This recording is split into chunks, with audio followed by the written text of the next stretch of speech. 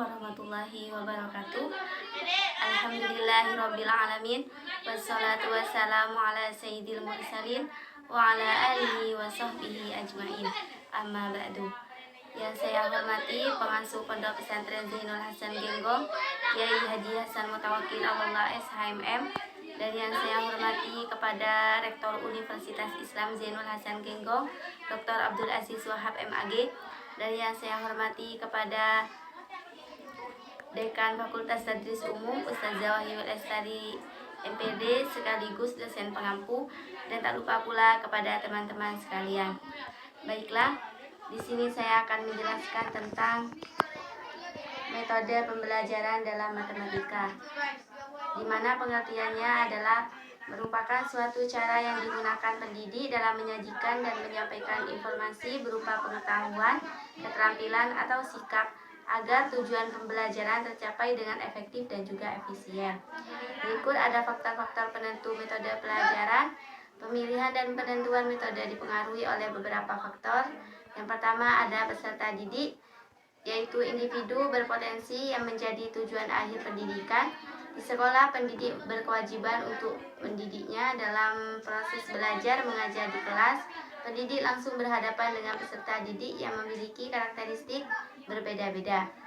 Selanjutnya ada tujuan pembelajaran, yaitu target akhir yang ingin dicapai.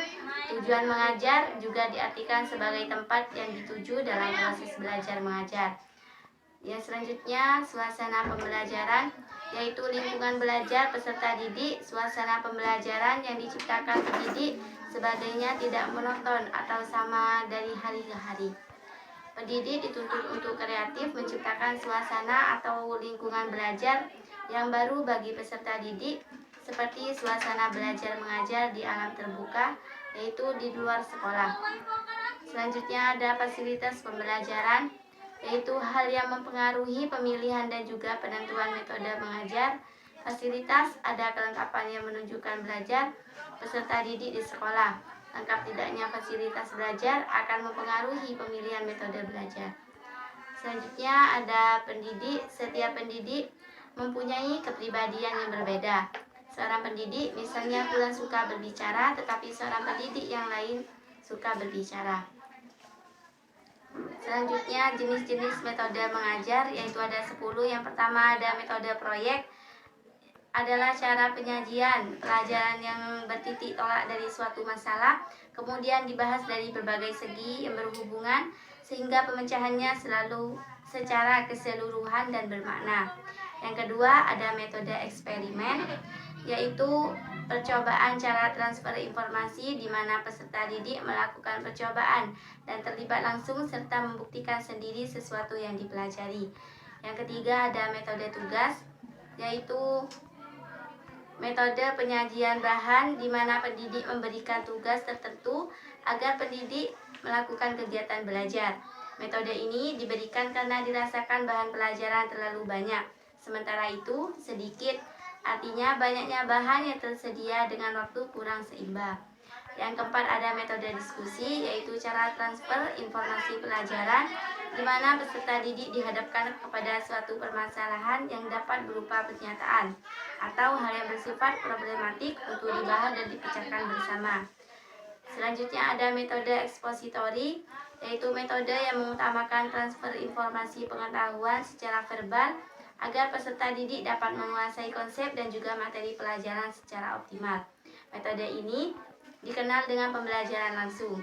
Yang keenam ada metode demonstrasi, yaitu metode pembelajaran dengan memperagakan atau mempertunjukkan kepada peserta didik suatu proses, situasi, atau benda tertentu yang sedang dipelajari, baik sebenarnya ataupun tiruan, yang sering disertai dengan penjelasan lisan.